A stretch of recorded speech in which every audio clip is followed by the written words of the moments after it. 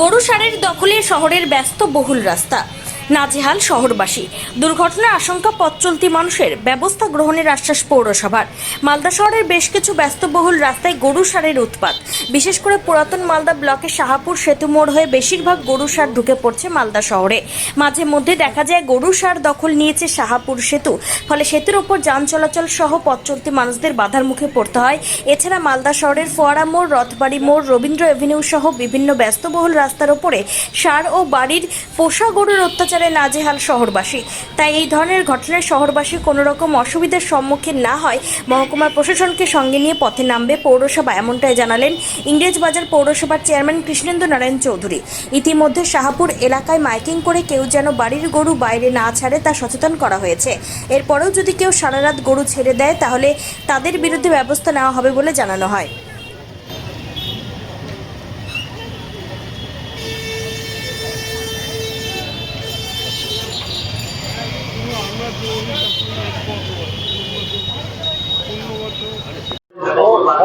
ফ্লাইওভারে প্রচুর গরু ষাঁড় দেখতে পাওয়া যায়, কি ব্যবস্থা নিচ্ছেন?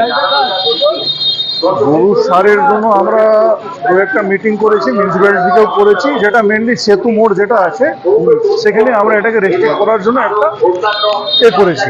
তো এখানে রুটিন ওয়াইজ মিউনিসিপ্যালিটিকেও বলা আছে কিছু মানে ছেলেফেলেকে রেখে যাতে সেতু মোড় থেকে গরু না আসার জন্য।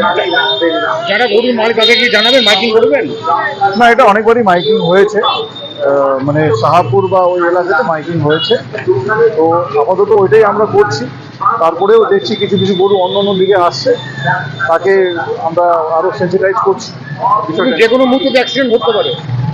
অবশ্যই অ্যাক্সিডেন্ট হতে পারে, ওই জন্য আমরা সেন্সিটাইজ করছি, অ্যাওয়ারনেস করছি, মিটিং করছি যাতে গরু শহরে না ঢোকাবো।